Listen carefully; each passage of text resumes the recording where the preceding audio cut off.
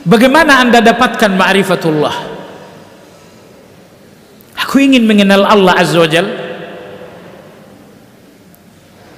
Bagaimana aku dapatkan perkenalan dengan Allah Azza wa Jalla? Jamaah sekalian, tentu dengan ayat-ayat kauniyah dan ayat-ayat qauliyah, tapi kata kuncinya di satu ilmu.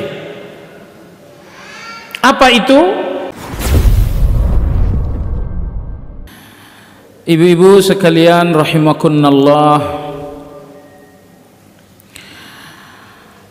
hubungan dasar antara manusia dengan Allah adalah hubungan cinta. Jadi bukan sekedar hubungan khaliq dengan makhluk, bukan sekedar hubungan yang mencipta dan yang dicipta, tetapi sekali lagi hubungan dasar kita dengan Allah adalah hubungan cinta. Dalilnya ayat 54 dalam surat Al-Maidah. Allah berfirman, ya ayyuhalladzina amanu man yartadda minkum an dinihi fasawfa ya'tillahu biqaum yuhibbuhum wa yuhibbunah. Wahai orang-orang yang beriman, siapapun di antara kalian yang mengambil keputusan murtad, maka Allah akan menggantikannya dengan orang-orang yang yuhibbuhum wa yuhibbunah. Kalian orang-orang yang murtad akan digantikan oleh Allah dengan orang-orang yang dicintai oleh Allah, mereka pun cinta dengan Allah. Yuhibbuhum, Allah cinta mereka, wa yuhibbunahu, mereka pun cinta kepada Allah Azza wa Jalla. Bagaimana mungkin kita tidak mencintai Allah Azza wa Jalla sementara segala-galanya adalah dari Allah? Semua yang Anda cintai Allah yang ngasih. Anda cinta orang tua, cinta anak-anak, cinta harta. Sebutkan, apakah ada satu pun yang Anda cintai yang bukan dari Allah? Tidak ada. Logisnya ibu-ibu sekalian, apabila dalam genggaman Anda begitu banyak yang Anda cintai, mestinya Anda lebih mencintai yang memberikan itu semuanya. Anda cinta dengan kesehatan Anda, dan itu Allah yang ngasih. Mestinya Anda lebih cinta kepada Allah daripada kesehatan itu. Dan Allah pun mencintai kita karena Allah sendiri yang menciptakan kita. Maka tadi saya sampaikan di awal bahwa hubungan dasar antara manusia dengan Allah, antara Allah dengan manusia adalah hubungan saling cinta.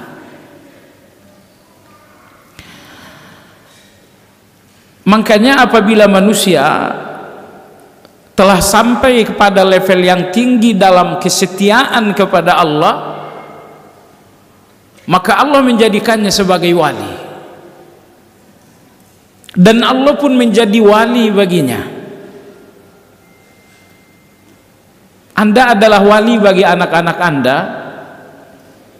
karena tidak ada yang paling mencintai anak Anda melebihi Anda. Pemerintah adalah wali bagi rakyat, dinamakan dengan waliul amr, karena tidak ada yang paling mencintai dan melindungi rakyat lebih dari pemerintahnya. Maka dalam kondisi di mana Anda begitu setia kepada Allah, Allah akan menjadi wali bagi Anda, waliullah.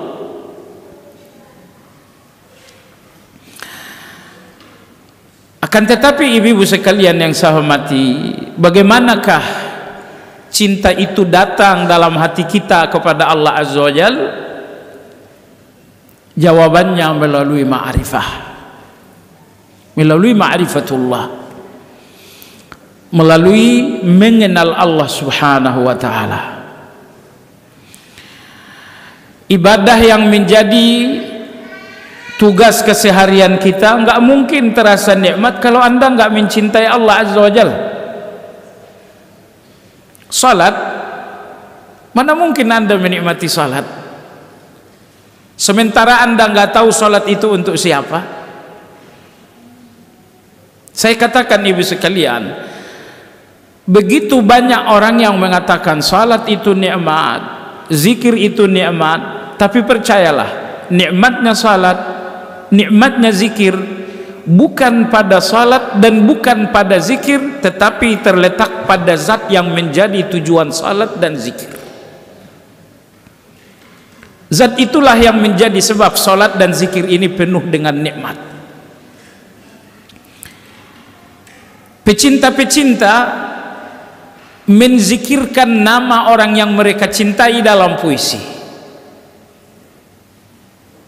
Mereka menikmati nama-nama itu hingga mereka puisikan, tapi percayalah bahwa orang-orang yang menzikirkan nama Allah jauh lebih menikmati nama Allah dalam zikir ketimbang para pecinta dengan nama-nama kekasihnya.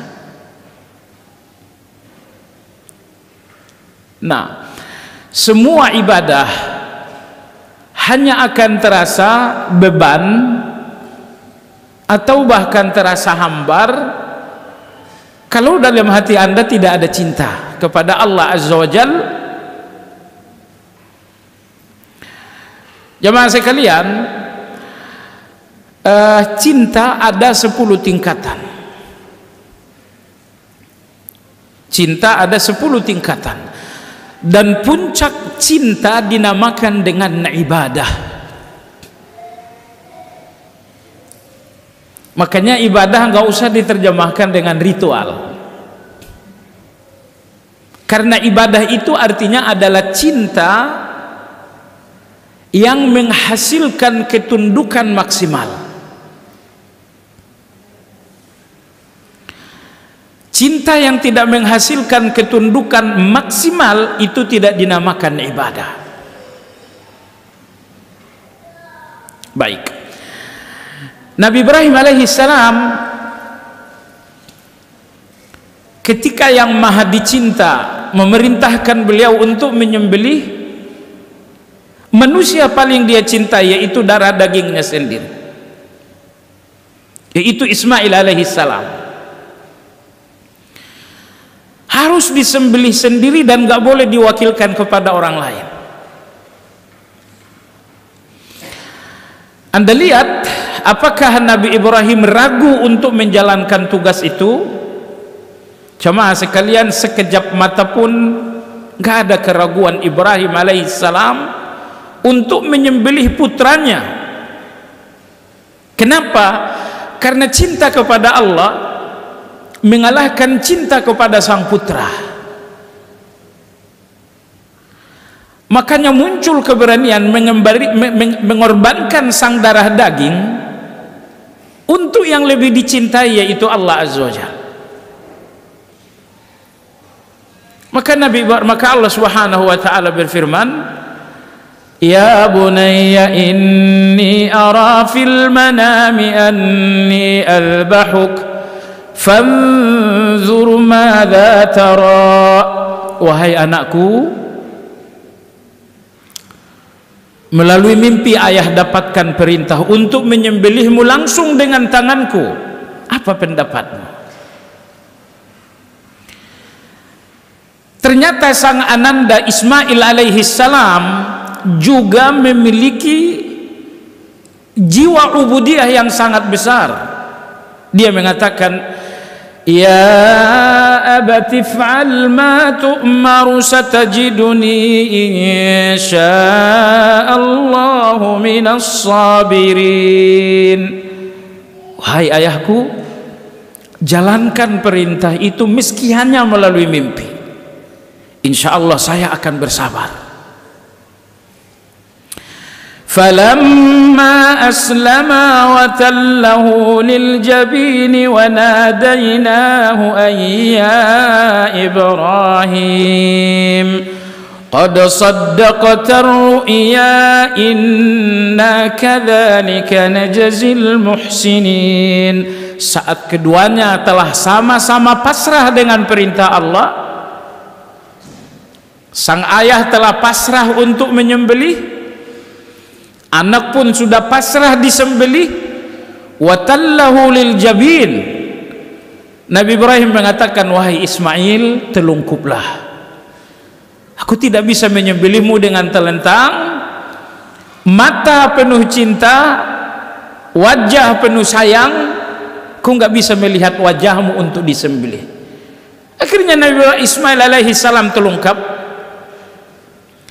Begitu beliau terlungkup untuk disembelih, wa nadainahu, Allah memanggil, ayya Ibrahim qad saddaqta ar-ru'ya inna kadzalika najzil muhsinin. Kau telah membenarkan perintah dan demikianlah kami berikan balasan kepada orang-orang muhsinin, orang-orang yang berbuat baik. Pelajaran kita dalam cerita ini apa? Bahwa cinta pada level yang paling tinggi adalah ibadah. Jadi ibadah itu asal artinya adalah cinta. Tapi kapan cinta dinamakan ibadah? Apabila cinta mendorong Anda untuk melakukan apapun, itu namanya ibadah. Maka Anda boleh mencintai seseorang, tapi nggak boleh sampai ke tingkat rela melakukan apapun. Kalau ada orang yang dicintai sampai ke level kita rela melakukan apapun, Anda mencintainya dengan cinta ibadah. Ini cinta syirik namanya. Satu-satunya yang dicintai dengan cinta ibadah, cinta di mana kita rela melakukan segala-galanya, hanya Allah Subhanahu wa taala. Jemaah sekalian, apabila cinta telah hadir membalut hati seseorang, maka tidak lagi ada yang terasa berat. Semua yang berat akan menjadi ringan. Semua yang jauh akan terasa sangat dekat. Segala yang mahal akan terasa sangat murah. Apa yang lebih mahal lebih dari nyawa? Tapi ketika Allah yang maha dicinta menginginkan nyawa, nyawa itu tiba-tiba tak berharga sama sekali. Nabi kita berkisah dalam riwayat Imam Muslim, sewaktu Nabi Ibrahim alaihi salam dilemparkan ke dalam kobaran api, saat tubuh ini berada di udara, terjadi dialog antara Nabi Ibrahim dengan Jibril. Jibril mengatakan, butuh bantuanku wahai Ibrahim? Ibrahim mengatakan tidak. Hasbi Allah wa ni'mal wakil. Pertanyaan yang kedua, wahai Ibrahim, bagaimana kalau kamu mati? Ibrahim alaihi salam menjawab, inni uhibbu ahabbahuma ilallah. Aku mencintai apapun yang dicintai oleh Allah. Kalau memang Allah ingin kematianku, maka aku pun gak mau mempertahankan hidup. Allahu Akbar. Kalau memang Allah ingin kematianku, maka aku pun gak mau mempertahankan hidup ini wahai Jibril. Oleh sebab itulah ibu-ibu sekalian yang saya hormati, 10 kali Al-Quran menyebutkan kalimat Hanif, 8 kali semuanya dihubungkan dengan Nabi Ibrahim. Allah berfirman, inna Ibrahim kana ummatan qanitan lillahi hanifa 8 kali Al-Quran menyebutkan Hanif dalam hubungannya dengan Ibrahim alaihissalam. Apa yang dimaksud dengan Hanif? Hanif, saat Anda cenderung kepada Allah sehingga meninggalkan selain Allah. Jam 12 Allah memanggil Anda untuk sujud. Allahu Akbar, Allahu Akbar. Kemahabesaran Allah diperdengarkan agar tidak lagi ada yang besar dalam hati Anda selain Allah Azza wa Jalla. Sebetulnya saat itu Anda sedang sibuk, saat itu Anda sedang menerima seorang tamu berharga pula, tapi ini panggilan Allah Azza wa Jalla. Anda tinggalkan semuanya dan Anda pergi menghadap kepada Allah. Ini namanya Hanif. Saat Anda cenderung kepada Allah dan meninggalkan selain Allah Azza wa Jalla. Adapun orang-orang yang dipanggil oleh Allah untuk zuhur jam 12 tapi menyelesaikan pekerjaan dulu sampai jam 2 baru kemudian salat, ini tidak lagi seorang yang berjiwa hanif. Karena seseorang dinamakan berjiwa hanif saat dia cenderung kepada Allah dengan meninggalkan selain Allah Azza wa Jalla. Ini Allah menginginkanku, Allah menginginkanku, maka selain Allah harus aku tinggalkan. Itu hanif. Sepertiga terakhir malam Allah inginkan Anda, maka Anda tinggalkan tidur. Itu namanya hanif. Baik, jemaah sekalian yang saya hormati, jadi semua ibadah, semua ketaatan tidak akan terasa nikmat tanpa cinta. Tetapi cinta itu berpangkal dari satu kata, yaitu ma'rifatullah, yang artinya adalah mengenal Allah. Oleh sebab itu, pembahasan pertama dalam usul salasah adalah mengenal Allah. Kajian kita hari ini insyaallah taala. Ibu yang saya hormati, mengenal Allah adalah sesuatu yang tertanam kokoh dalam jiwa semua manusia, sehingga di dalam jiwa manusia ada Allah Azza wa Jal. Namun eksistensi Allah dalam jiwa manusia kadang-kadang tertutupi dengan lingkungan yang buruk, tertutupi dengan hawa nafsu. Seseorang yang lahir di tengah Yahudi misalnya, maka eksistensi Allah tertutupi dengan lingkungan yang buruk itu.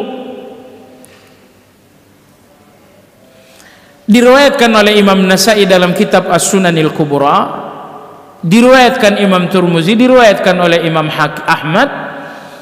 Riwayat ini disahihkan oleh Imam Hakim dan disetujui oleh Imam Az-Zahabi. Meskipun sebagian ulama menguatkan riwayat berikut adalah riwayat mauquf. Ibnu Abbas radhiyallahu anhu berkisah, sewaktu Nabi Adam alaihi salam berada di Arafah, di sebuah lembah yang bernama Lembah Na'man, maka Allah Azza wa Jalla mengeluarkan dari tulang sulbi Nabi Adam zurriyah, benih-benih calon manusia sampai kiamat. Allah keluarkan dari punggung Nabi Adam benih-benih, partikel-partikel yang akan menjadi manusia sampai kiamat. Allah keluarkan sehingga lembah tersebut penuh dengan seolah-olah semut. Disitulah saya, disitulah Anda, disitulah kita semua. Tapi tentu kita nggak ada lagi yang ingat dengan hal itu. Setelah zarrah manusia sampai kiamat dikeluarkan dari tulang sulbi Adam, jadi Anda belum lagi berbentuk apa-apa, baru berbentuk zarrah. Ketika Anda zarrah dalam tulang sulbi Adam dikeluarkan oleh Allah di sebuah lembah yang bernama Lembah Na'man, maka keluarlah maka Allah menghamparkan zarrah-zarrah manusia tersebut seperti semut yang sangat kecil. Lalu Allah bertanya, alastu bi rabbikum? Wahai kalian semua calon-calon manusia, bukankah aku Tuhan kalian? Qalu syahidna. Seluruh zarrah-zarrah yang lebih kecil dari semut itu mengatakan, iya, engkaulah Tuhan kami. Nah, jemaah sekalian yang saya hormati, dialog singkat antara Allah dengan zarrah manusia yang bahasa Al-Qur'annya adalah zurriyah, inilah yang dinamakan dengan fitrah.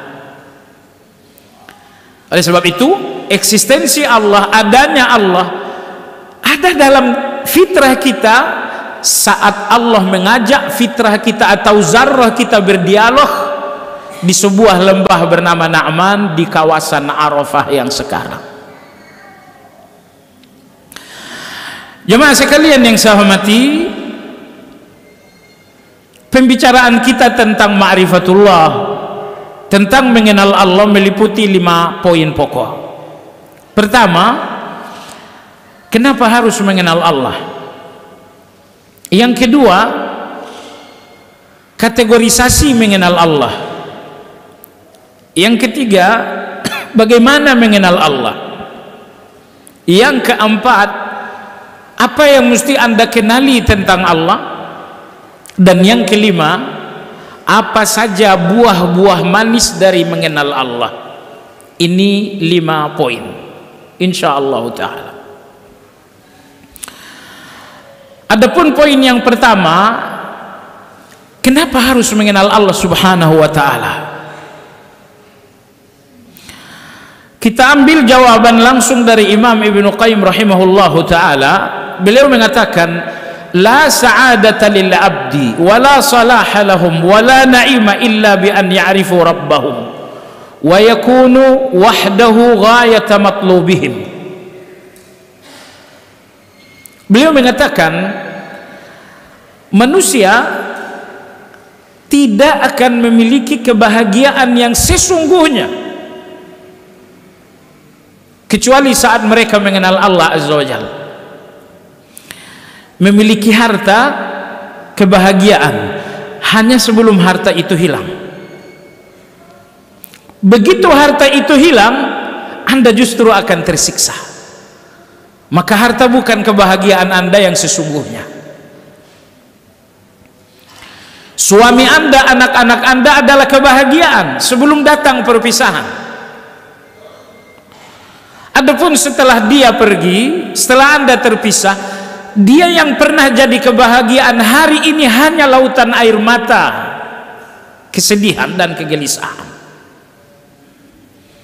Makanya Allah mengatakan dalam beberapa ayat, wa mal hayatud dunya illa mata'ul ghurur. Semua kesenangan yang diberikan dunia menipu. Anda tahu kenapa Allah sebut menipu? Anda senang dengan anak, tapi kata Allah menipu. Anda senang dengan jabatan, tapi kata Allah menipu. Allah senang dengan suami, dengan harta, tapi Allah katakan menipu. Kenapa? Jawabannya, semua kesenangan-kesenangan ini berakhir dengan air mata. Betapa senang dengan orang tua, datanglah perpisahan, kesenangan itu berujung pada air mata.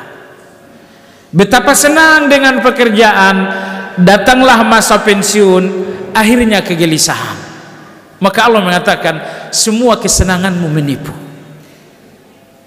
Karena semua kesenangan berakhir dengan air mata, atau setidaknya berakhir dengan kegelisahan.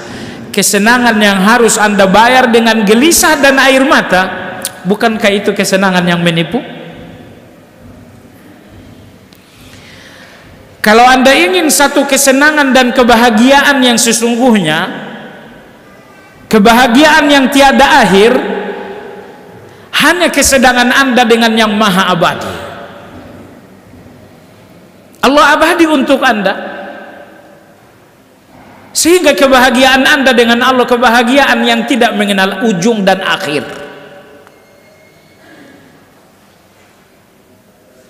Nah, maka Imam Ibnu Qayyim mengatakan bahwa manusia sesungguhnya enggak akan memiliki kebahagiaan yang sesungguhnya selain Allah Subhanahu wa taala. Anak memberikan Anda kebahagiaan hanya sebelum datang perpisahan. Anak memberikan Anda kebahagiaan hanya sebelum ia menjadi durhaka. Tapi Allah Azza wa Jalla, pernahkah Allah berakhir untuk Anda? Tidak. Maka kebahagiaan Anda dengan Allah kebahagiaan tanpa akhir. Allah, pernahkah Allah jahat dan menyakiti hati Anda? Tidak pernah.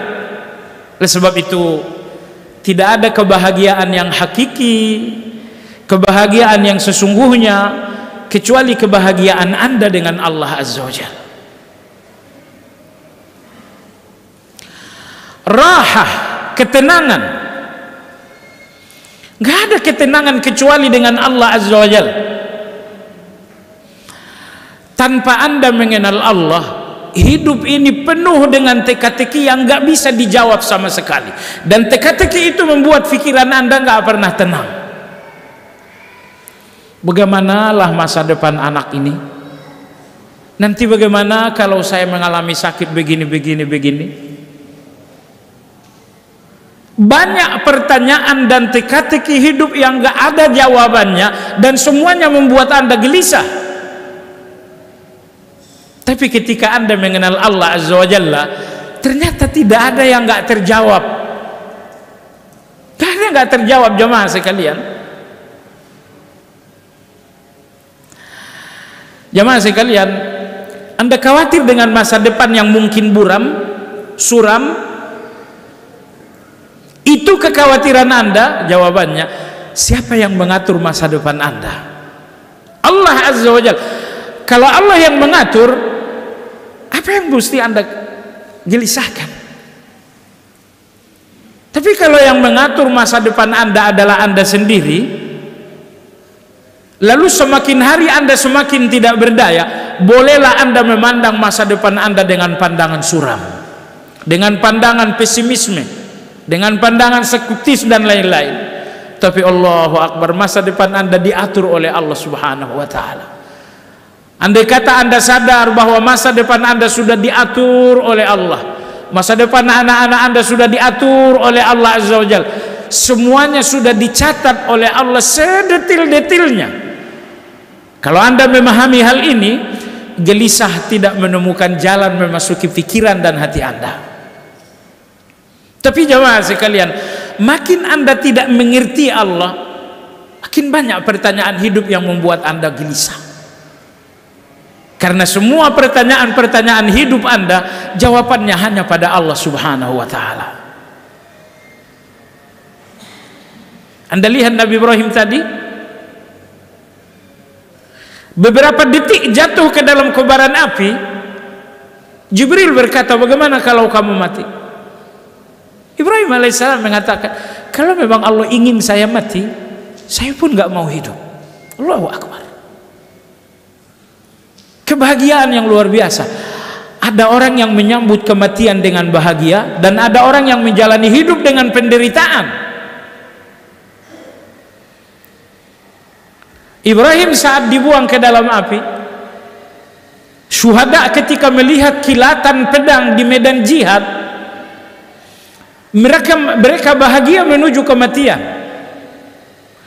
Tapi sebagian orang berjalan di atas kehidupan penuh dengan penderitaan. Kebahagiaan itu sangat halus. Hidup ini boleh jadi bukan kebahagiaan. Saat kematian lebih indah seperti dijalani oleh kaum syuhada. Baik jemaah sekalian, maka Ibnu Qayyim rahimahullahu ta'ala menjawab, kenapa harus mengenal Allah? Beliau mengatakan karena manusia tidak memiliki kebahagiaan yang sesungguhnya tanpa Allah. Dan manusia enggak akan lepas dari kegelisahan, tidak akan lepas dari ketakutan-ketakutan hidup sebelum mengenal Allah Azza wa Jalla.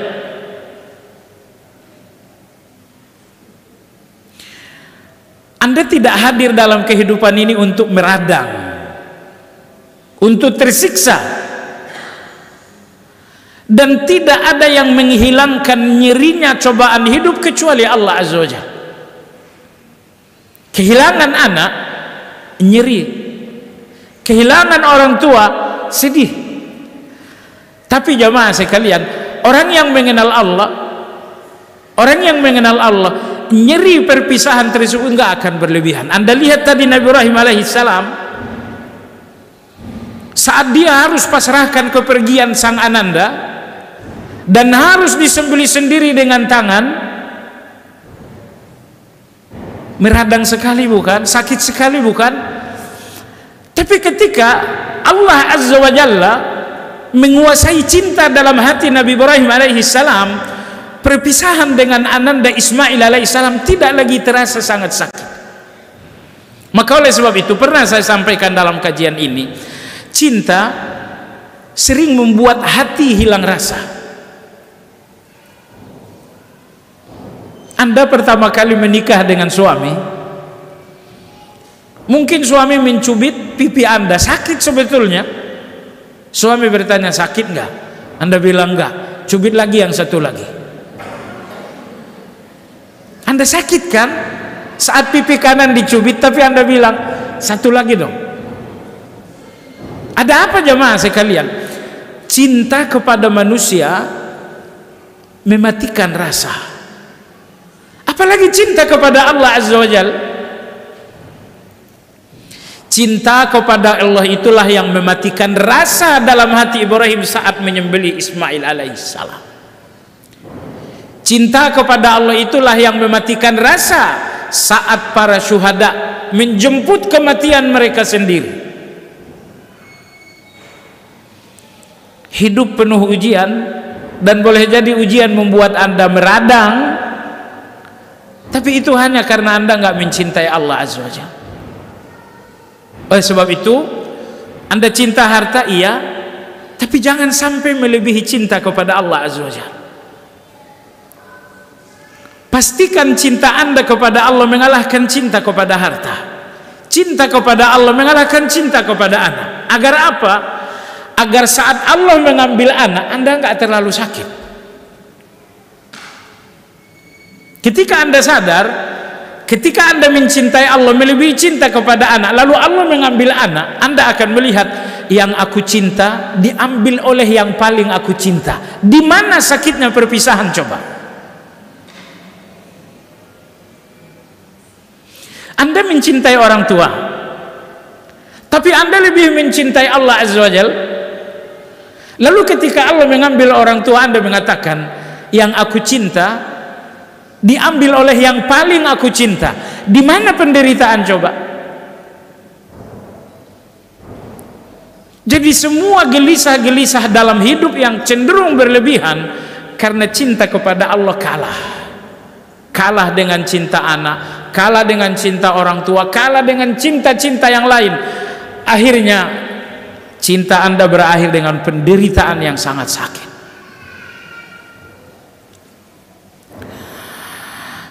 Jemaah sekalian yang saya hormati, itu poin pertama. Kenapa harus mengenal Allah? Jawabannya karena gak akan ada kebahagiaan kecuali dengan Allah.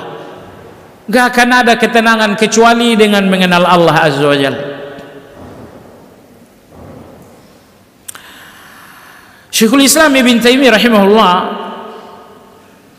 hidup dari fitnah sambung menyambung. Difitnah lalu masuk penjara, kemudian keluar, difitnah lagi, masuk penjara lagi.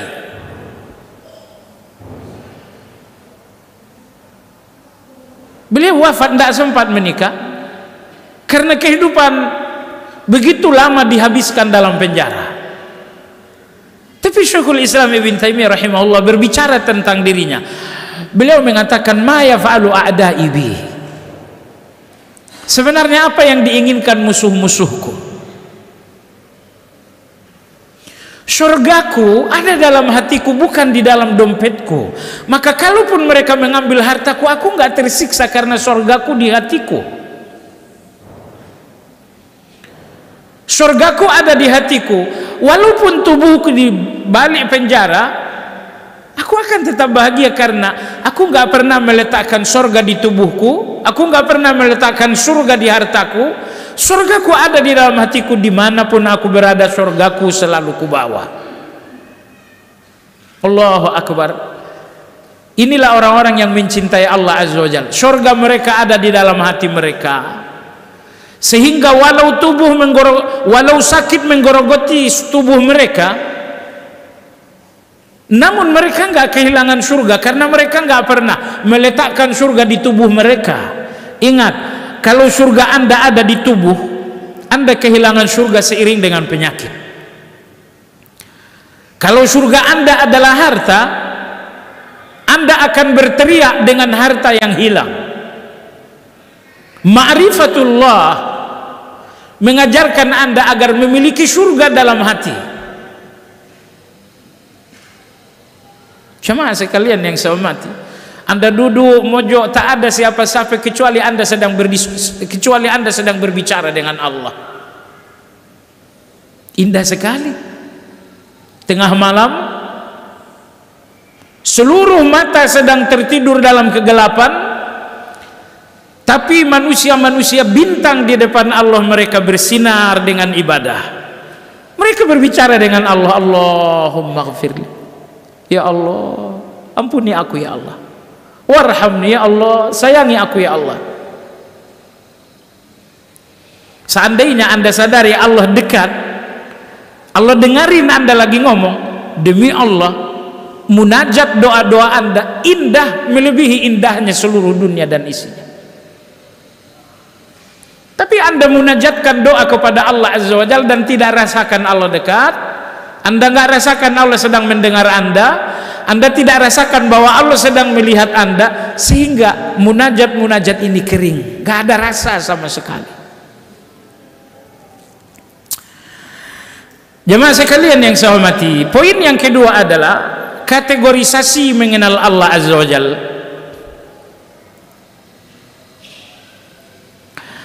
Dalam kitab Al-Fawaid, Imam Ibnu Qayyim rahimahullah mengatakan ada dua kategori ma'rifatullah. Yang pertama ma'rifatu iqrar. Ada orang yang mengenal Allah sampai mereka mengakui Allah sebagai Tuhan, mengenal sebatas mengakui. Ini yang pertama. Mayoritas orang-orang yang menyebut Allah adalah Tuhan,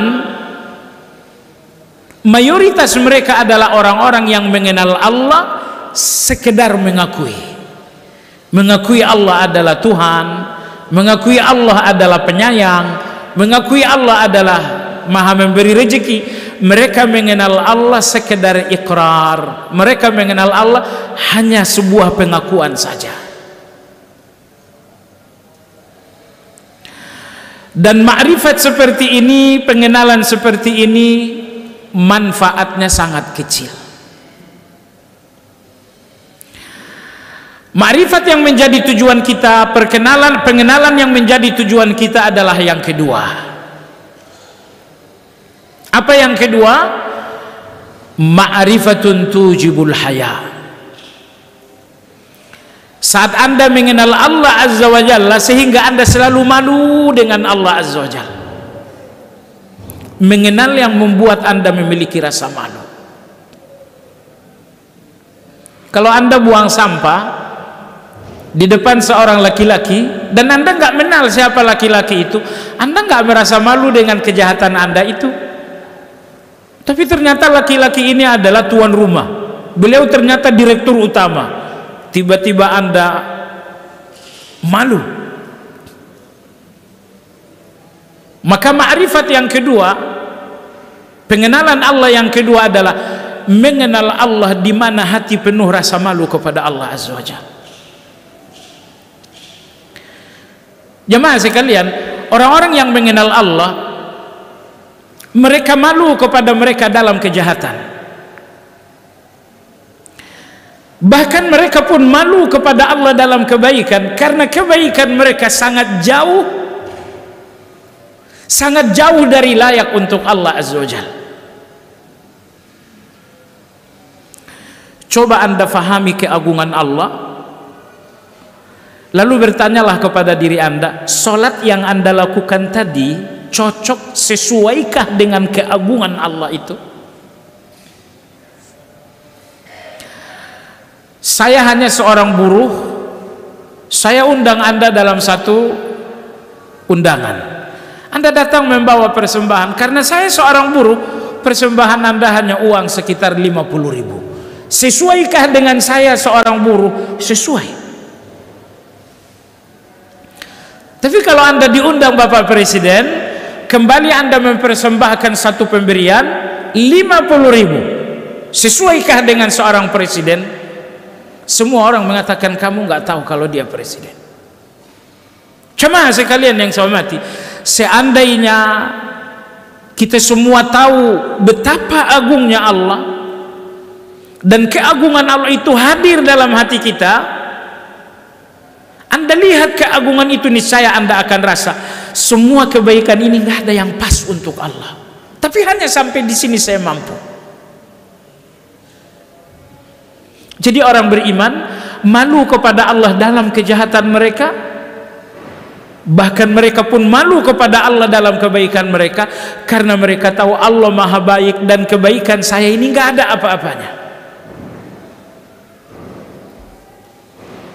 Allahu Akbar. Entah apa yang terjadi dengan kita.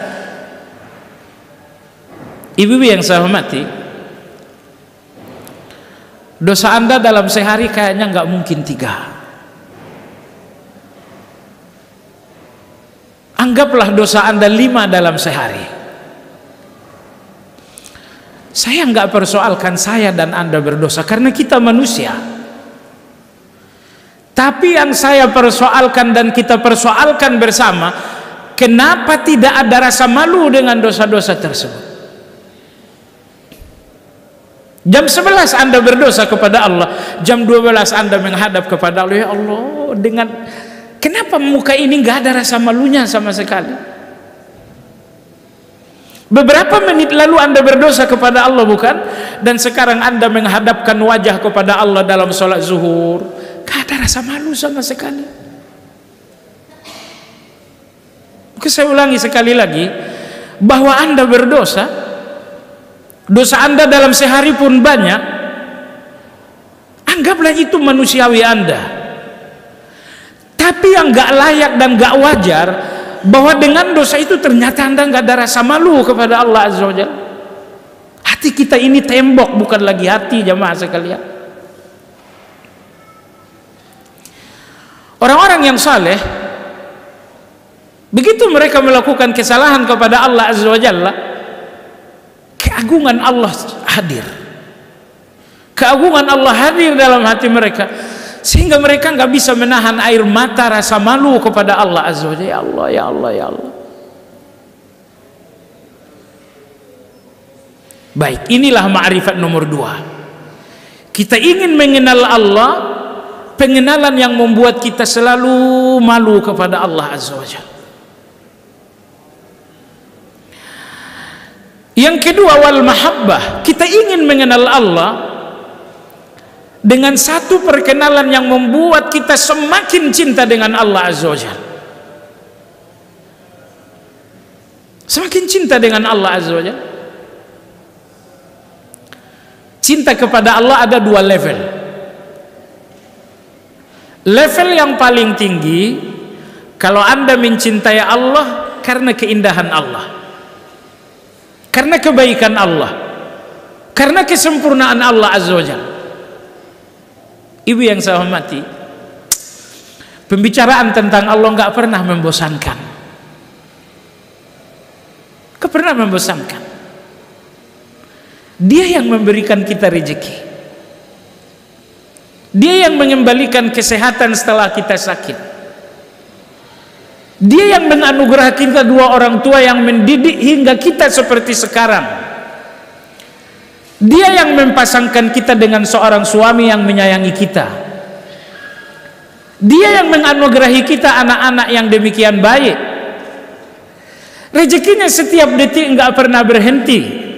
perlindungannya setiap detik nggak pernah lepas. Di malam hari entah apa yang terjadi kita nggak sadar, namun Allah melindungi kita. Setiap hari dosa kita naik kepada Allah, namun setiap detik kasih sayangnya tetap turun. Maka saya katakan jamaah sekalian, pembicaraan tentang Allah, cerita tentang Allah nggak pernah membosankan sama sekali, dan nggak pernah ada akhir sama sekali. Kalau Anda berbicara tentang satu bangunan yang kecil, mungkin setengah jam pembicaraan selesai karena bangunan ini sangat kecil. Tetapi Allah yang maha besar, besarnya pun tiada batas. Kapan pembicaraan tentang Allah berakhir? Jawabannya nggak ada. Nggak ada akhir pembicaraan tentang Allah Azza wa Jalla.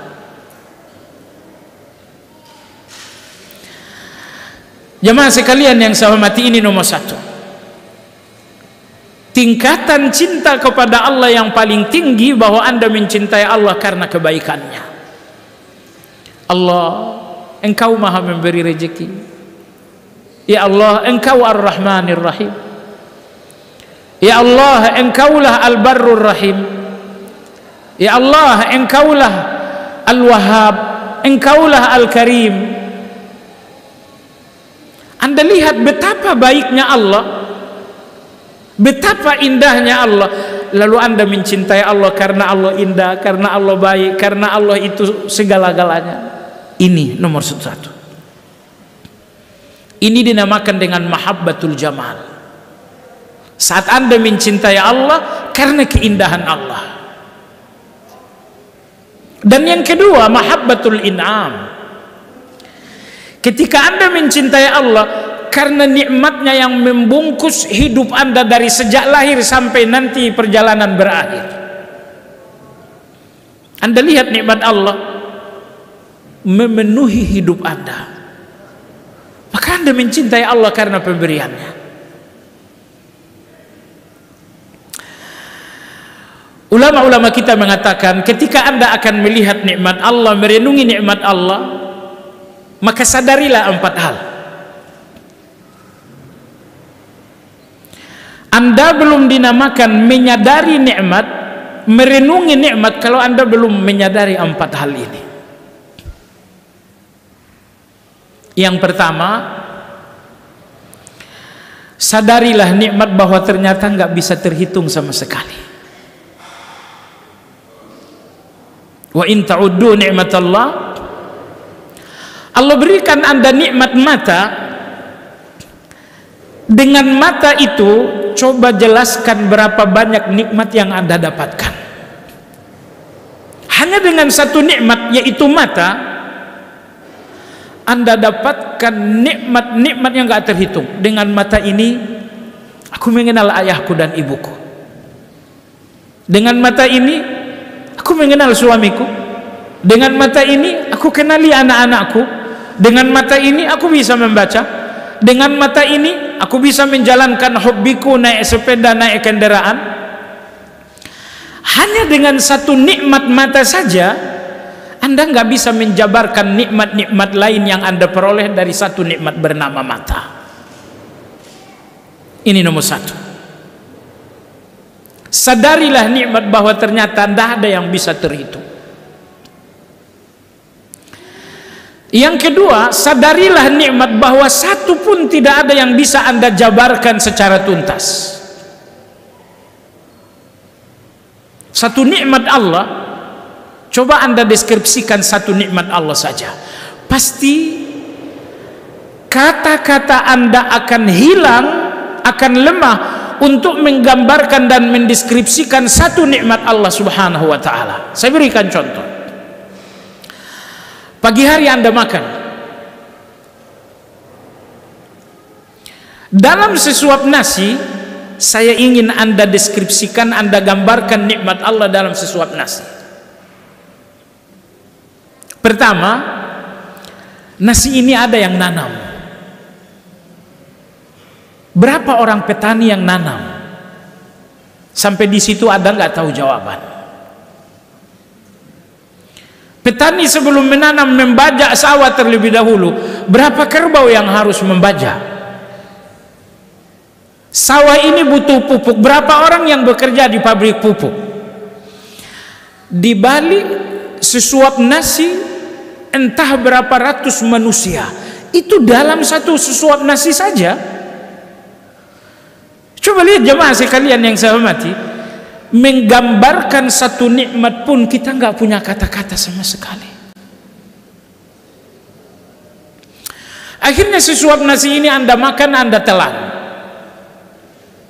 dan Anda pun ucapkan alhamdulillah. Alhamdulillah Anda untuk sesuap nasi. Ingat, hanya alhamdulillah sebatas kerongkongan yang merasakan enak.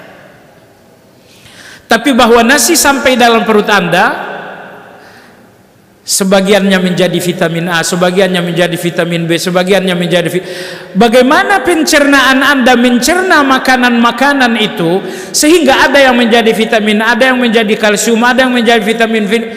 Satu pekerjaan yang sangat luar biasa di lambung Anda. Pernahkah Anda sadari itu?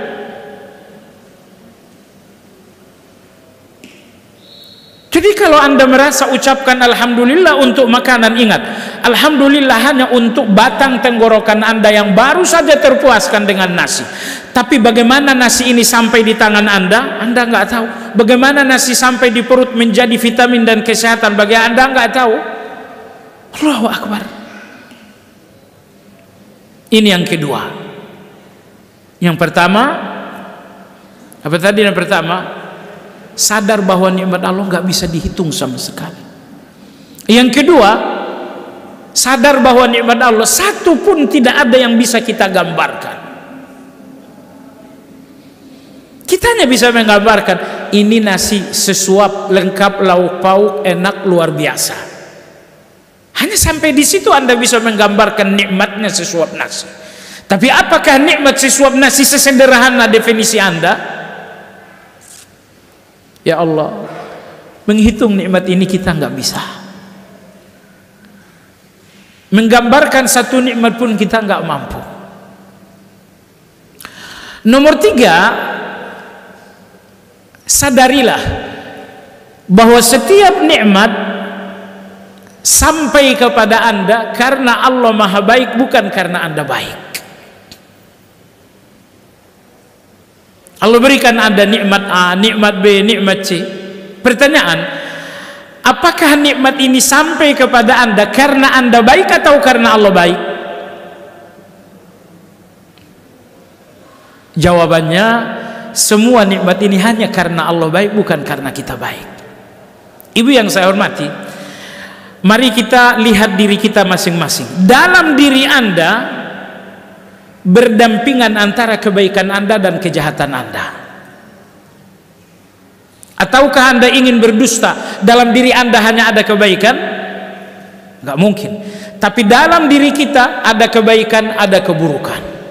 Kalaupun kita jujur, ruang keburukan ini jauh lebih luas daripada ruang kebaikan. Kalau Anda menyadari dua hal ini, maka sulit untuk Anda ngaku-ngaku bahwa nikmat Allah ini karena kebaikanku. Anakmu baik-baik sekali. Iya, karena saya nggak pernah lupa tahajud. Ya Allah, Anda nggak tahu diri banget. Seolah-olah antara Anda dengan Allah hanya ada tahajud. Anda lupa antara Anda dengan Allah hamparan dosa tidak bertepi sama sekali. Anda lahir tahun berapa? Usia Anda sekarang berapa? Allahu Akbar jamaah sekalian. Seandainya Anda lihat ruangan-ruangan dosa dalam diri Anda jauh lebih banyak daripada ruangan kebaikan, Anda pun akan mengaku nikmat-nikmat Allah ini nggak mungkin karena kebaikan. Karena dosa saya, kejahatan saya lebih banyak. Akhirnya Anda hanya bisa mengakui satu hal, bahwa nikmat ini sampai karena Allah baik, bukan karena aku baik.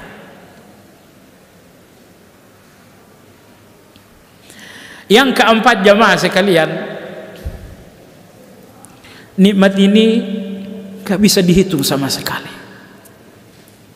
Nikmat-nikmat ini gak bisa digambarkan sama sekali. Nikmat-nikmat ini semata-mata Allah baik, bukan karena saya baik. Dan yang terakhir, nikmat-nikmat ini pun sering tidak dihargai, sering kita cuekin, sering kita anggap. Kita sering dingin dengan nikmat-nikmat Allah Subhanahu wa taala.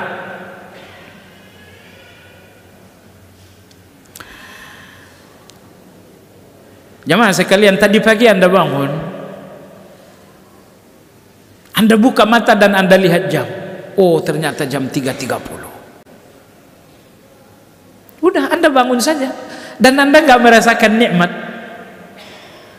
Padahal Anda baru saja menikmati nikmat yang bernama pandangan. Tapi seolah-olah nikmat itu nggak ada. Dari tempat tidur Anda berjalan ke kamar mandi, ternyata kaki Anda sehat. Kemarin kawan kita pas bangun, terasa seluruh badan terasa sangat berat sekali. Ternyata dia telah stroke. Dan Anda pagi ini berjalan lincah sekali ke kamar mandi, dan itu pun seolah-olah nggak ada nikmat apa-apa.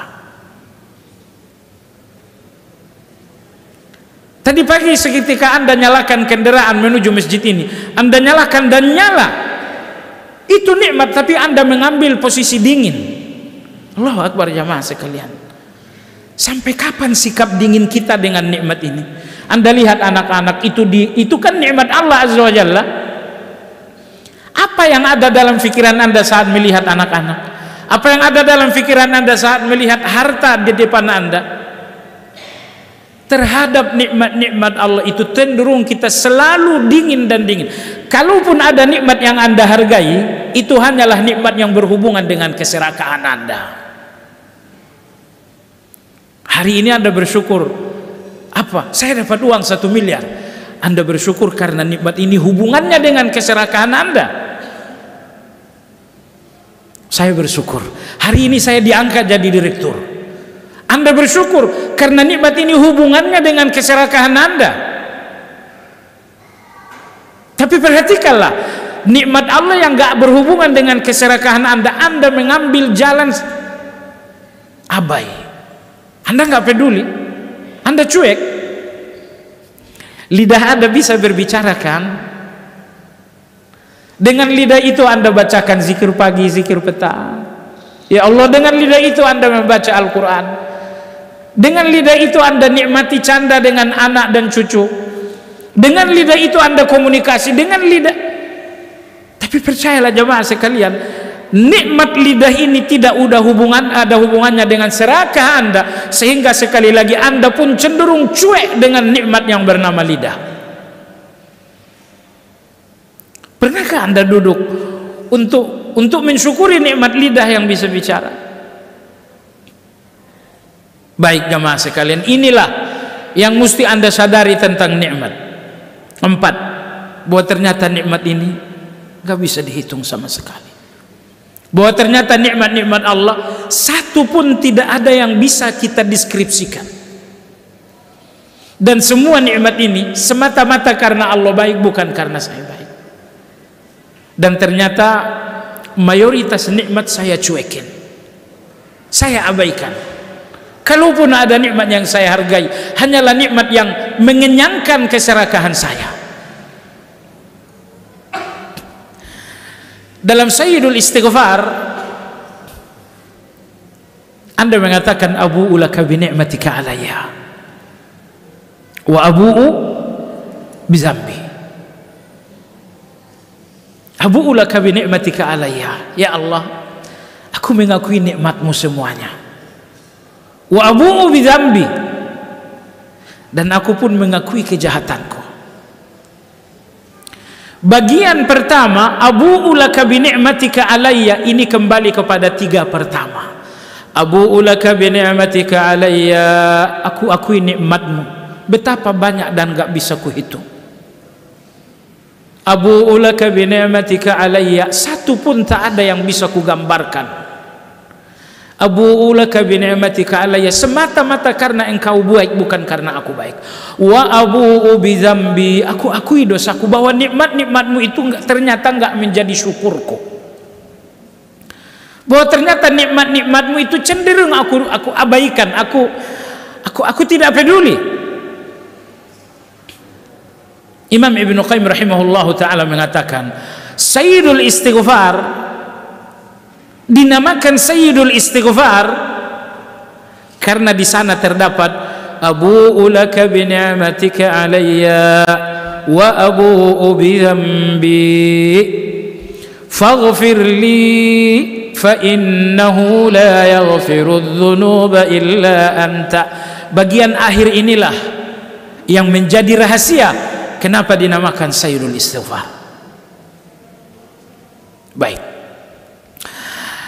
jemaah sekalian yang saya hormati, ma'rifat yang kedua tadi, ma'rifat yang melahirkan rasa malu, ma'rifat yang melahirkan rasa cinta. Nomor tiga, ma'rifat yang melahirkan ketergantungan kepada Allah Azza wa Jalla. Allahu Akbar. Ini ma'rifat yang kedua, ma'rifat di mana Anda temukan ketergantungan kepada Allah Azza wa Jalla. Cuma sekalian, semua yang Anda anggap ketergantungan Anda itu bisa lepas. Saat ini Anda punya ketergantungan kepada suami, itu bisa lepas dan Anda nggak jadi masalah. Pekerjaan yang Anda anggap Anda punya ketergantungan kepada kerjaan tersebut, itu bisa lepas dan Anda nggak jadi soal. Satu-satunya ketergantungan yang nggak mungkin Anda lepaskan, ketergantungan kepada Allah Azza wa Jalla. Di setiap tarikan napas kita adalah nikmatnya. Bagaimana mungkin nggak ada ketergantungan kepada Allah Azza wa Jalla? Baik, maka ma'rifat yang kedua adalah ma'rifat di mana Anda dapatkan ketergantungan kepada Allah. Berikutnya, ma'rifat yang kedua adalah ma'rifat di mana Anda temukan rasa rindu kepada Allah Azza wa Jalla. Di antara doa Nabi sallallahu alaihi wasallam, beliau mengatakan, ya Allah, aku minta kepadamu wasyauqa ila liqa'ik. Berikanlah aku rindu untuk menjumpaimu. Rindu kepada Allah, rindu kebaikannya kita sudah rasakan. Bukankah kita ingin melihat yang memberikan semuanya? Dia yang memberikan kita orang tua, memberikan kita anak-anak, memberikan kita keluarga, memberikan kita harta. Tidakkah Anda penasaran ingin bertemu dengannya? Rindu dengan Allah, inilah makrifat yang kedua. Makrifat yang kedua melahirkan al-unsu billah, rasa akrab, rasa dekat dengan Allah Azza wa Jalla. Sehingga Anda nggak pernah merasa jauh dengan Allah Azza wa Jalla, Anda selalu merasa dekat dengan Allah. Inilah makrifat yang kedua. Makrifat Anda rasakan dekat dengan Allah Azza wa Jalla. Karena Anda rasakan kedekatan Allah, Anda pun nggak mau berhenti bicara dengan Allah, sehingga Anda memanggil, menyebut Allah. Subhanallah, Subhanallah, Alhamdulillah, Alhamdulillah, Allahu Akbar, Allahu Akbar, La ilaha illallah, La ilaha illallah. Orang-orang yang merasakan dekat dengan Allah, nggak mungkin mereka rasakan kedekatan itu dengan bisu. Tapi orang-orang yang merasakan Allah dekat, pastilah rasa dekat itu membuat mereka enggak henti-hentinya menyebut nama Allah. Alhamdulillah, Alhamdulillah, Alhamdulillah. Baik jemaah sekalian, jadi inilah dua kategori mengenal Allah. Pertama, mengenal sekedar mengakui, dan yang kedua, mengenal yang melahirkan rasa malu. Ma'rifat yang melahirkan rasa cinta, mengenal yang melahirkan ketergantungan, mengenal yang melahirkan rasa rindu, mengenal yang melahirkan rasa dekat dengan Allah Azza wa Jalla. Poin yang ketiga jemaah sekalian, kaifa tahsulul ma'rifah. Bagaimana Anda dapatkan ma'rifatullah? Aku ingin mengenal Allah Azza wa Jalla. Bagaimana aku dapatkan perkenalan dengan Allah Azza wa Jalla? Jamaah sekalian, tentu dengan ayat-ayat kauniyah dan ayat-ayat qauliyah, tapi kata kuncinya di satu ilmu. Apa itu? Jawabannya adalah Asmaul Husna dan sifat-sifat Allah. Ini satu-satunya ilmu yang membuat Anda semakin melihat Allah.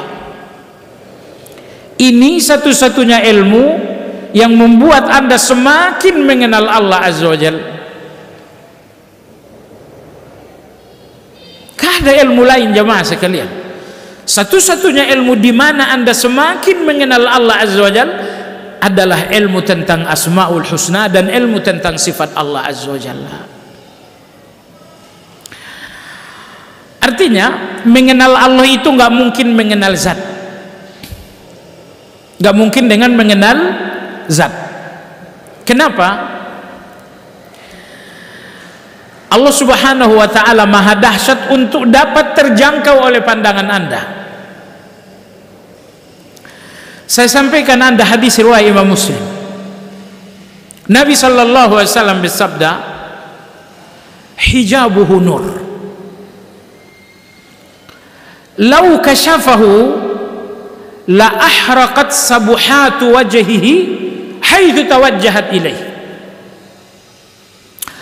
Allah Subhanahu wa ta'ala menghijab dirinya dengan nur. Kalau Anda berhijab dengan kain,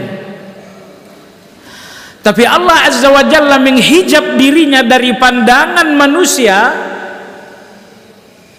Hijab Allah adalah nur. Kata Nabi SAW, lau kasyafahu, seandainya Allah menyingkap hijab itu, niscaya akan terbakarlah kemanapun Allah menghadapkan wajahnya. Allah hadapkan wajah ke timur, semuanya akan terbakar. Allah hadapkan wajahnya ke barat, semuanya akan terbakar. Betapa maha dahsyatnya Allah Azza wa Jalla. Oleh sebab itulah tidak mungkin Anda mengenal Allah dengan mengenal zat. Kalau manusia Anda kenal dengan mengenal zat, wajahnya, matanya, hidungnya, bibirnya, posturnya, rambutnya, Anda kenal manusia dengan mengenali zat. Tapi Allah Azza wa Jalla seperti digambarkan oleh Nabi kita, bagaimana mungkin Anda mengenalnya dengan mengenal zat?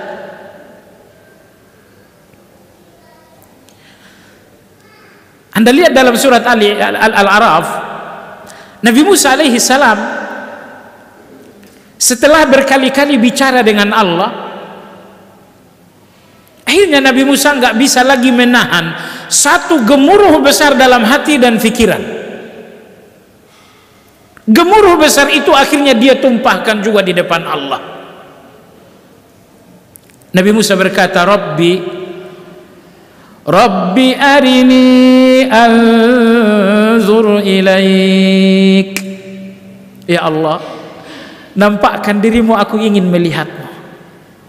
Allahu Akbar. Pertama kali pembicaraan dengan Allah saat Nabi Musa alaihi salam kembali dari Madayan menuju Mesir, perjalanan malam yang sangat dingin. Tiba-tiba Nabi Musa alaihi salam melihat ada api di sebuah pohon. Nabi Musa mengatakan kepada istrinya, tunggu di sini, kita telah tersesat dan saya melihat api. Saya akan mendekati api, siapa tahu ada petunjuk jalan, atau setidaknya kita bisa menghangatkan tubuh. Qala li ahlihim kuthu inni anastu nara la'alli atikum minha bikhabar aw jazwatin minan nari la'allakum tastalun. Tunggulah, mudah-mudahan ada informasi arah perjalanan, atau setidaknya saya akan membawakan api menghangatkan tubuh. Tapi jamaah sekalian, sewaktu Nabi Musa mendekati api, terdengarlah sesuatu yang gak pernah dibayangkan. Falamma ataha nudiya ya Musa inni ana Allah. Setelah Musa alaihi salam mendekati api, tiba-tiba dari api Musa alaihi salam mendengar, ya Musa, inni ana Allah, akulah Allah. Allahu Akbar. Dalam surat Taha Allah Subhanahu wa taala berfirman, inni ana rabbuka fakhla'na 'alaika innaka bil wadil muqaddas tuwa. Wahai Musa, akulah yang menciptakanmu, akulah Rabbmu, lepaskan sendalmu, engkau berada di sebuah lembah yang suci. Nabi Musa melepaskan sendal, Allah kembali berbicara, inni ana Allahu la ilaha illa ana fa'buduni wa aqimis salata li dzikri. Wahai Musa, akulah Allah, tidak ada yang diibadahi dalam kebenaran kecuali hanya aku. Fa'buduni, ibadahlah kepada aku, wa aqimis salata li dzikri, dan jalankanlah salat untuk selalu mengingatku. Inna as-sa'ata atiyatun akadu ukhfiha litujza kullu nafsin bima tas'a. Allah melanjutkan, wahai Musa, kiamat itu benar adanya, namun kapan terjadinya aku rahasiakan agar menjadi ujian bagi manusia. Allah berfirman, wa ma tilka biyaminika ya Musa. Wahai Musa, apa yang kau pegang dengan tangan kananmu? Tadi Allah mengatakan ya Musa, sekarang Allah mengatakan Musa, dan nanti Allah mengatakan Musa. Kenapa berkali-kali Allah mengatakan Musa, Musa dan Musa? Agar Musa tidak takut. Ketika Anda dipanggil oleh seseorang dengan nama Anda, mungkin Anda heran, tapi Anda nggak mungkin takut. Ini pasti mengenal saya dengan baik. Allah berfirman, wa ma tilka biyaminika ya Musa. Apa yang kau pegang dengan tanganmu? Musa mengatakan, qala hiya asaya atawakka'u 'alaiha wa ahussu biha 'ala ghanami waliya fiha ma'aribu ukhra. Ini adalah tongkat, menyanggahku dalam berjalan, membawa bebanku kalau berat, dan aku gunakan juga untuk menghalau domba. Jadi setelah Allah berbicara dengan Nabi Musa malam hari itu, lalu bicara lagi dengan Nabi Musa di Jabal Tursina, akhirnya Nabi Musa tidak bisa menyembunyikan satu rasa. Ada satu rasa kepada Allah, dia nggak bisa tahan. Akhirnya dia mengatakan, Rabbi arini anzur ilaik. Ya Allah, nampakkan dirimu, aku ingin melihat. Allah menjawab, qala lan tarani walakin anzur ilal jabal fa in istaqarra makanahu fasawfa tarani. Wahai Musa, kamu tidak punya kemampuan melihat aku. Matamu lemah, tubuhmu lemah. Dengan kelemahan itu kau nggak bisa melihatku.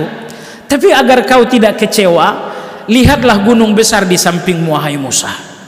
Kalau gunung ini tidak bisa berubah, kalau gunung ini tidak mengalami perubahan, berarti kau akan melihatku. Falamma tajalla rabbuhu lil jabali ja'alahu dakka wa kharra Musa sa'iqa. Ketika Allah menyingkap hijab, cahaya Allah terpantul ke gunung besar di samping Musa. Gunung itu mengalami gempa yang sangat dahsyat, dan Musa kemudian menjadi pingsan.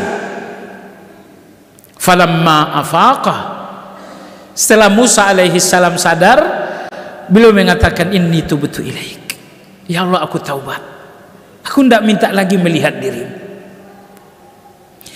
Gunung yang besar mengalami gempa yang sangat dahsyat hanya saat hijab Allah hijab Allah cahaya, bukan? Hanya cahaya hijab itu saja yang terpantul ke gunung beberapa saat, gunung itu mengalami gempa yang dahsyat. Oleh sebab itu jamaah sekalian, Anda jangan berpikir aku ingin mengenal Allah dengan melihat zat. Tapi esok kalau perjalanan Anda berakhir di surga, Allah akan berikan tubuh Anda kekuatan 99 lebih kuat dari yang sekarang. Tubuh Anda lebih besar 99 kali lipat, kekuatannya pun 99 kali lipat. Saat itulah Anda akan melihat Allah Azza wa Jalla. Nabi bersabda, ma minkum min ahadin illa sayukallimuhu rabbuhu laysa bainahu wa bainahu turjuman. Sesampainya di surga, semua kalian akan berbicara dengan Allah tanpa perantara. Yukallimuhu rabbuhu, Allah yang akan menegur kalian. Allahu Akbar. Bukan Anda yang menegur Allah, ya Allah, bukan. Saat ini Anda yang menegur Allah, Allahumma ya Rabbi, Anda yang menegur Allah sekarang. Tapi sampai di surga Allah Subhanahu wa taala yang akan menegur Anda. Yukallimuhu rabbuhu, Allah akan menegur kalian semua. Laisa bainahu wa bainahu turjuman. Allah menyapa kalian, menegur kalian, gak ada perantara sama sekali. Pernahkah Anda berhayal Anda sampai di surga dan Allah mengatakan, ya abdi, wahai hambaku? Allahu Akbar. Luar biasa. Jadi maksudnya jemaah sekalian, kalau Anda ingin ma'rifatullah, mengenal Allah dengan mengenal zat, itu nggak mungkin.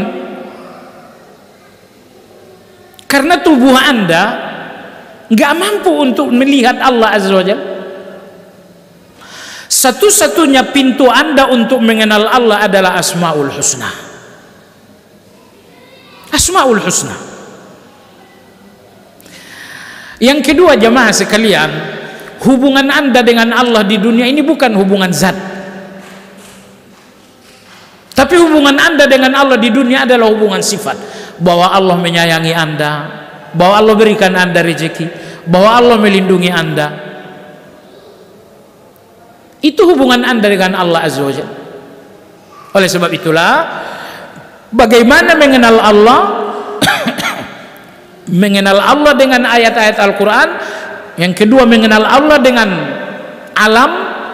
Tapi kedua ma'rifat ini, kedua cara ini mengkerucut di satu cara induk, yaitu memahami Asmaul Husna. Alhamdulillah di masjid ini kita ada kajian Asmaul Husna setiap hari Ahad pertama ba'da subuh. Alhamdulillah saya punya kajian Asmaul Husna di banyak tempat. Target saya dengan kajian Asmaul Husna ini cuma satu atau dua deh, cuma dua sebetulnya. Saya ngajar sekarang, saya ngajar dimanapun, tujuan saya dengan semua jamaah cuma satu atau dua. Dengan kajian Asmaul Husna tujuan saya agar jangan ada orang yang suudzon kepada Allah, itu saja. Tujuan saya yang kedua, saya kajian di sini, di mana-mana pun saya kajian, tujuan saya agar semua orang mati dalam husnul khatimah. Selesai. Itu saja, saya nggak punya tujuan lain.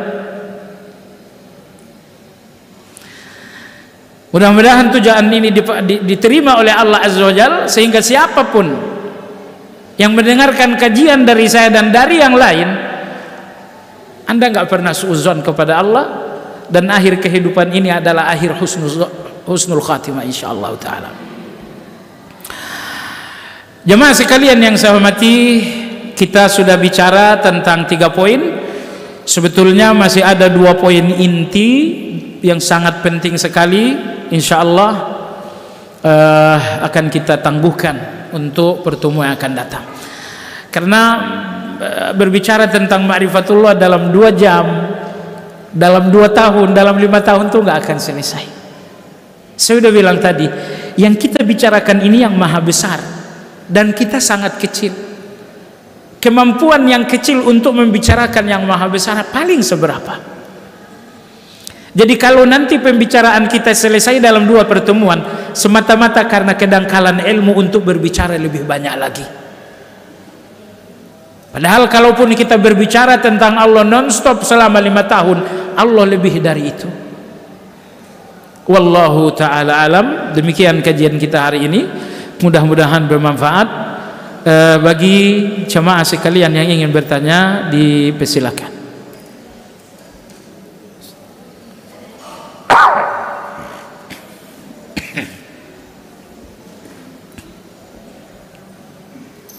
Bismillahirrahmanirrahim. Ada yang mau bertanya tapi cuma 2 menit mungkin Ustadz, karena jam 10.30 mau dilangsungkan dengan acara konsultasi ini sertifikat halal. Ya betul. Ya, ada satu di belakang, ada satu yang tertulis. Saya mulai yang tertulis. Kenapa kita diharuskan berdoa dengan Asmaul Husna? Apakah kita wajib untuk belajar Asmaul Husna? Kenapa belajar dengan berdoa dengan Asmaul Husna? Yang pertama, agar Anda semakin yakin dengan doa. Kalau Anda berdoa, berikan aku rezeki, yakin Anda lemah. Tapi begitu Anda sebutkan Asmaul Husna, ya Allah, Engkaulah yang maha memberi rezeki. Ya Allah, Engkaulah yang maha mendengar. Ya Allah, Engkaulah yang maha menyayangi. Semakin berlama-lama, panjang lebar Anda sebutkan nama Allah, hati Anda semakin yakin bahwa doa Anda diterima oleh Allah Azza wa Jalla. Dan yang kedua, karena tujuan dari doa bukan permintaan Anda. Tujuan dari doa adalah Allah Azza wa Jalla. Permintaan Anda hanya tujuan yang kedua. Tapi tujuan pertama doa adalah Allah Subhanahu wa taala. Makanya harus dengan menyebutkan Asmaul Husna. Jadi karena Allah adalah tujuan dari doa, dan yang kedua agar kita semakin yakin dengan doa. Lalu yang kedua tadi, wajibkah belajar Asmaul Husna dan mengikuti kajian Asmaul Husna? Tentu saja wajib. Karena mengenal Allah hukumnya wajib. Maka belajar ilmu yang membuka pintu ma'rifatullah, yaitu Asmaul Husna, hukumnya adalah wajib. Tapi pastikan bahwa Anda mempelajari Asmaul Husna dari orang yang tepat. Karena ada juga kajian Asmaul Husna, saya lihat itu kajiannya semi kajian dukun. Misalnya, kalau Anda ingin dicintai oleh seorang, maka katakanlah ya Rahman, ya Rahman, ya Rahman. Itu kajian Asmaul Husna, tapi diarahkan kepada kejahatan. Anda ingin mengalahkan seseorang, maka katakanlah ya Qawi, ya Qawi, ya Qawi. Astagfirullahaladzim. Iya, Ibu, pertanyaan tadi ada di belakang. Iya Ibu, silakan. Assalamualaikum warahmatullahi wabarakatuh. Assalamualaikum. Mohon maaf sebelumnya Pak Ustadz, ada yang ingin saya tanyakan. Ini mengenai ma'rifatullah. Jadi itu tadi yang kenikmatan-kenikmatan yang baik-baik, maksudnya yang indah-indah, yang kita harus bersyukur atas kenikmatan Allah. Apakah ini, yang pertanyaan saya adalah yang pertama, apakah ini termasuk untuk mengenal, mendekati ma'rifatullah dengan cara Allah memberikan kepedihan, kesusahan, penderitaan, dan ujian-ujian yang lainnya, termasuk dikucilkan orang, dihina orang. Apakah itu termasuk salah satu jalan menuju ma'rifatullah? Itu pertanyaan yang pertama.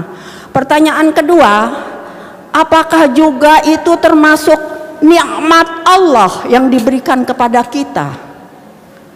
Karena tidak selalu nikmat itu yang indah, yang enak, yang bagus, tapi penderitaan, kesusahan, kepedihan, musibah, dan segala macam yang diberikan Allah, apakah itu juga termasuk nikmat Allah yang diberikan kepada makhluknya? Iya. Itu yang ingin saya tanyakan, 2 pertanyaan. Iya, baik. Ya. Jazakallahu khair, Ibu. Ya. Semoga Udah. selalu dalam kesehatan. Mohon maaf agak Termasuk juga kesehatan, itu Iya. kan termasuk juga apakah nikmat Allah Iya, juga. iya. Itu. Ya, sebelumnya mohon maaf Iya. Pak Ustadz, saya mengucapkan sebelum dijawab syukran Pak jazakallahu Ustadz. khair. Jazakallahu khair. Saya memotong karena takut Ya. ditegur Billahi taufiq wal oleh- hidayah. Wassalamualaikum warahmatullahi wabarakatuh. Baik, mohon maaf, mungkin jawabannya agak singkat. Apakah musibah-musibah itu adalah ma'rifatullah? Iya. Semua kejadian mengandung ma'rifatullah. Ketika saya sakit, Allah sedang memperkenalkan dirinya, Asy-Syafi, akulah yang maha menyembuhkan. Ketika terjadi kematian, Allah sedang memperkenalkan diri, akulah yang maha menakdirkan dan akulah yang mematikan. Di setiap kejadian yang pertama kali Anda renungkan, apa sifat Allah yang sedang Allah perkenalkan dalam kejadian ini. Nah, maka musibah, kalaupun seperti yang dikatakan tadi, perih, dikucilkan dan lain-lain, begitu di dalam musibah Anda melihat ma'rifatullah, musibah ini enggak terasa sakitnya sama sekali. Baik, kadang-kadang Allah memperkenalkan diri melalui nikmat, kadang-kadang Allah memperkenalkan diri melalui musibah, kadang-kadang Allah memperkenalkan diri melalui kesuksesan. Semua pemberian Allah, kejadian dan takdir Allah adalah cara-cara Allah yang berbeda untuk memperkenalkan diri. Sekiranya Allah hanya memberikan nikmat, hanya satu bagian dari Allah yang Anda kenal. Tapi ketika Allah berikan musibah, Allah berikan ujian, maka Anda mengenal Allah melalui sifat-sifat yang lain. Apakah musibah itu nikmat? Iya, musibah itu nikmat. Dikucilkan nikmat, sakit itu nikmat. Tapi ingat, tidak semua nikmat terasa nikmat di dunia. Musibah ini satu nikmat dan Anda akan menemukannya nikmat nanti di akhirat. Anda sakit sekali. Mana nikmatnya di dunia? Nikmatnya A, B, dan C. Kalaupun Anda nggak merasakan itu, Anda akan tahu bahwa musibah ini adalah nikmat setelah nanti sampai di akhirat. Ujian, perpanjangan waktu, alhamdulillah. Ujian-ujian Allah Azza wa Jalla, Anda akan tahu bahwa itu adalah rahmat begitu sampai nanti di akhirat. Ibu yang saya hormati, Anda dikucilkan, difitnah orang, dan Anda nggak merasakan ini nikmat di dunia, tapi besok sampai di akhirat Allah mengatakan dosamu 5.000 dihapus. Nilaimu yang seharusnya nilai 5 jadi nilai 8. Anda bertanya, kini kenapa ya Allah? Allah katakan, bukankah engkau kuuji dengan fitnah dan kau sabar, dan lihatlah pembalasan, dosamu dihapus, kedudukanmu naik. Saat itulah barulah fitnah betul-betul menjadi rahmat dan nikmat. Allah berfirman dalam Al-Quran, wa innama tuwaffawna ujurakum yaumal qiyamah. Seluruh pembalasan-pembalasan hanya akan dilunasi pada hari kiamat. Orang-orang baik, balasan untuk kebaikan mereka dibalas oleh Allah di dunia tapi tidak lunas. Musibah-musibah Anda dibalas oleh Allah di dunia tapi tidak lunas. Di mana pembayaran lunas? Allah mengatakan, wa innama tuwaffawna ujurakum yaumal qiyamah. Segala pembalasan akan disempurnakan dan akan dilunasi nanti pada hari kiamat. Maka ketika balasan atas musibah dilunasi di hari akhirat, saat itulah Anda sadar bahwa musibah Anda adalah rahmat. Kalau sekarang ini mungkin Anda belum merasakan itu. Baik jemaah sekalian yang saya hormati, Pertanyaan berikutnya, saya ibu yang baru belajar mengenal Allah dan ingin bertaubat kepadanya. Yang saya tanyakan ialah saya sering berdusta kepada anak saya dan segala kebaikan. Contoh, apabila saya dapat rezeki 100.000, saya bilang 50.000 karena yang 50.000 untuk saya gunakan sedekah, infak dan lain-lain. Tujuan Anda baik tapi caranya salah. Anda ingin bersedekah 50.000, itu bagus. Tapi caranya dengan dusta, itu salah. Jemaah sekalian yang saya hormati, Imam Ibnu Qayyim mengatakan rukun munafik ada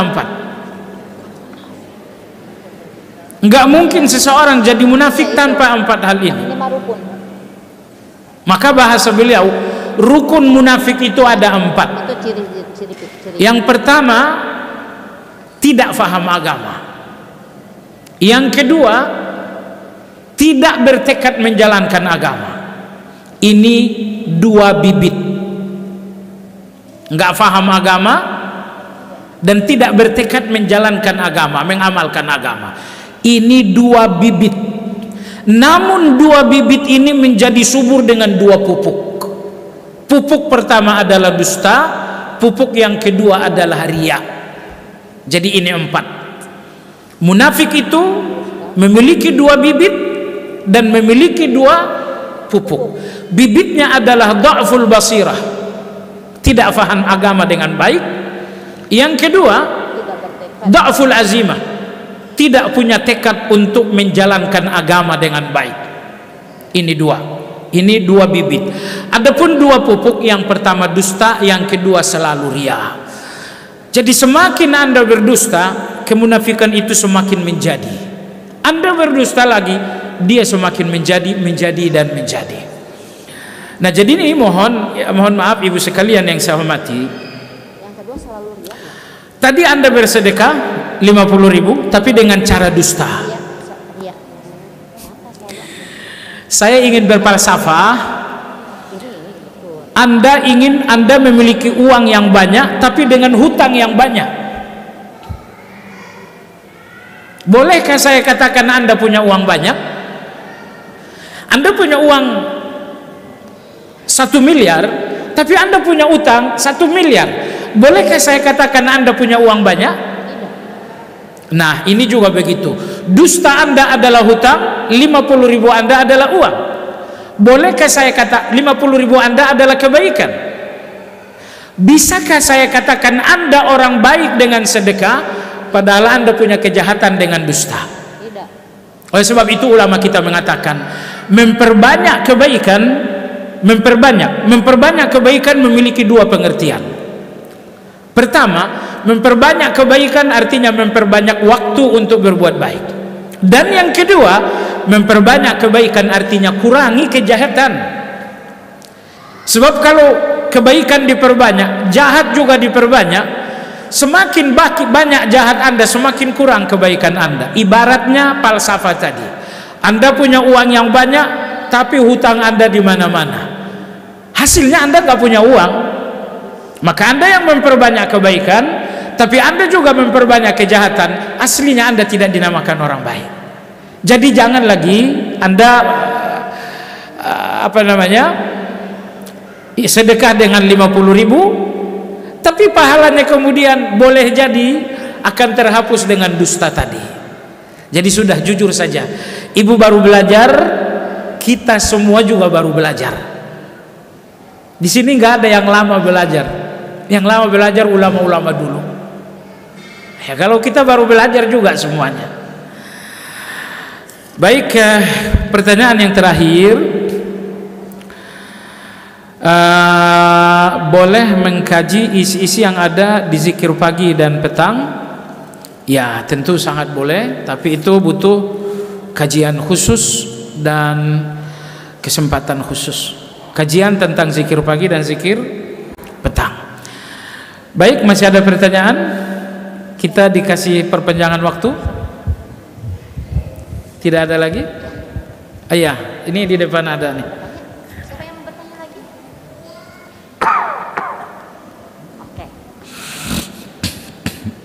La haula wala quwwata illa billah. Assalamualaikum warahmatullahi wabarakatuh. Waalaikumsalam. Sholat itu kan li zikrillah ya Ustaz ya, untuk mengingat Allah. Yang saya tanyakan, kenapa saya mengingat Allah itu lebih mengingat ketika setelah kajian gitu. Jadi ketika setelah sholat mengingat Allahnya mungkin di level berapa gitu ya, lebih tinggi dari setelah kajian gitu. Jadi kalau setelah kajian tuh mengingat Allahnya ingat gitu ya. Nah, yang saya akan tanyakan, apakah itu salah? Ada kesalahan apa pada diri saya? Dan yang kedua, bagaimana caranya setelah sholat pun kita bisa mengingat Allah seperti setelah kajian itu? Terima kasih. Wassalamualaikum warahmatullahi wabarakatuh. Ya, pertanyaan mewakili kita semua termasuk saya. Jadi di dalam kajian kita diberi pemahaman, dan dengan pemahaman itu kita ingat Allah Azza wa Jalla. Nah, tetapi di dalam salat boleh jadi pemahaman itu dangkal. Katanya enggak langsung. Karena pemahaman yang dangkal itulah membuat kita enggak menyadari Allah Azza wa Jalla. Seandainya Anda melihat Imam Sufyan bin Uyainah rahimahullah ta'ala. Sufyan bin Uyainah seorang tabi'in, imam terkemuka di Mekah.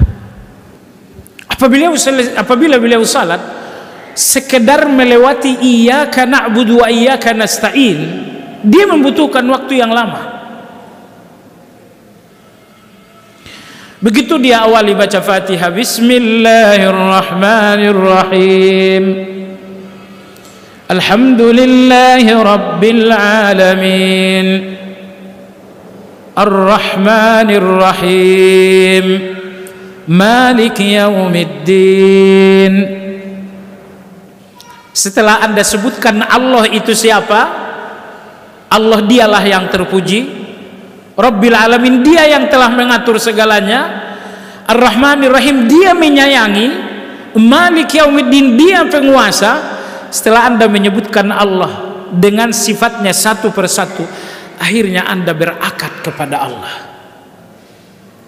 Seorang hamba yang kecil berakad di depan Allah yang maha besar. Seorang hamba yang penuh dosa berakad di depan Allah yang maha tahu segala-galanya. Apa akad itu?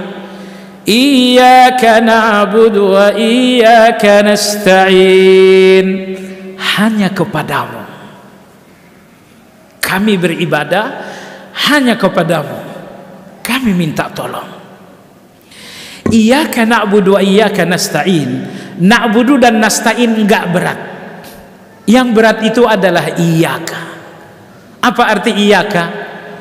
Hanya kepadamu. Iyyaka na'budu, hanya kepadamu, tidak siapa-siapa, hanya kepadamu. Itu yang berat. Iyyaka na'budu, ya Allah, hanya kepadamu seluruh ibadah ini, bukan kepada siapa-siapa.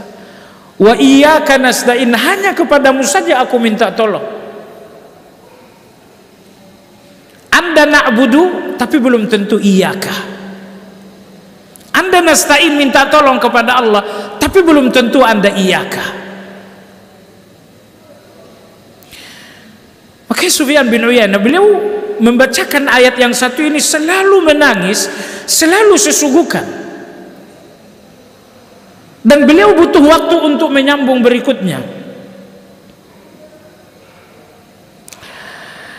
Beliau pernah ditanya, wahai Imam Sufyan, apa yang membuat Anda menangis dengan iyyaka na'budu? Beliau mengatakan, coba kamu bayangkan seorang hamba yang sangat kecil sedang memperbaharui akad dengan Allah. Kalau hamba tersebut bukan pengkhianat, nggak perlu memperbaharui akad. Tapi hamba ini selalu berkhianat kepada Allah sehingga perlu akad perjanjian diperbaharui, nanti khianat lagi, lalu diperbaharui lagi, khianat lagi, diperbaharui lagi. Maka ketika harus memperbaharui akad, iyyaka na'budu wa iyyaka nasta'in, saya ulangi, kenapa saya memperbaharui akad? Karena saya adalah seorang pengkhianat yang kembali memperbaharui, kembali lagi memperbaharui akad. Namun kata Imam Sufyan, yang meringankan iyyaka na'budu wa iyyaka nasta'in adalah ayat berikutnya. Apa itu? Ihdinas siratal mustaqim. Iyyaka na'budu wa iyyaka nasta'in, berat sekali, tetapi Allah berikan kami hidayah. Nah, baik. Jadi wa aqimis salata li zikri, jalankan salat untuk mengingat Allah. Kalau di dalam salat ingat Allah tidak hadir dalam hati, penyebab utamanya adalah karena pemahaman yang perlu ditambah. Pemahaman yang perlu ditambah. Tentu jawabannya itu ada sebanyak 6. Satu saja, pemahaman perlu ditambah. Perbedaan zikir pagi petang dengan al-ma'surat, apakah sama isinya dan kita amalkan yang mana? Al-ma'surat ditulis oleh Syekh Hasan Al-Banna rahimahullah. Nah, kalau zikir pagi petang ditulis oleh banyak penulis. Ada zikir pagi petang ditulis oleh Syekh Al-Qahtani, dan versi Indonesianya ada juga ditulis oleh Ustadz Yazid, ada juga yang ditulis oleh Ustadz Agus Hasan Basari. Nah, penelitian dangkal saya, al-ma'surat, kualitas zikir, artinya kualitas riwayat dalam zikir tersebut kurang kuat, ya, sehingga kualitas riwayat dalam zikir pagi petang itu insya Allah kualitas riwayatnya lebih dipertanggungjawabkan. Kenapa kita harus amalkan zikir pagi dan petang? Karena pagi dan petang adalah peralihan hidup dan mati, dan peralihan mati dan hidup. Di malam hari Anda tinggalkan hidup menuju tidur, dan tidur adalah matinya orang hidup. Dan di pagi hari Anda lepaskan tidur untuk kembali pada kehidupan. Ya, jadi di sore hari adalah saat di mana Anda meninggalkan kehidupan menuju kematian kecil, yaitu tidur. Dan di pagi hari di mana Anda meninggalkan mati kecil Anda untuk kembali pada kehidupan Anda. Ingat, kehidupan Anda yang sekarang adalah kehidupan kecil juga. Karena hanya 60 tahun atau 80 tahun, bahkan kalau saya tanya 100 tahun juga Anda nggak mau. Mau 100 tahun? Apa gunanya 100 tahun? Mata katarak, kaki sakit-sakitan, semua sendi-sendi selalu nyeri. Tidak mau kita usia panjang kalau untuk menahan sakit yang banyak. Maka hidup Anda yang sekarang adalah hidup yang kecil. Maka Allah berfirman dalam Al-Quran, wal akhiratu lahiyal haya wa innal akhirata lahiyal hayawan. Kehidupan akhirat itulah hidup yang sesungguhnya. Nah, jadi hidup yang sekarang hidup yang kecil, mati Anda, tidur Anda pun mati yang kecil. Di sore hari dan di pagi hari peralihan. Sore hari peralihan hidup menjadi menuju mati kecil, dan pagi hari peralihan mati kecil menuju kehidupan. Di dua peralihan besar inilah Anda mengingat Allah Azza wa Jalla. Orang-orang yang beriman, di setiap ada perubahan pasti ada zikir. Hujan turun, Allahumma sayyiban nafi'ah. Iya kan?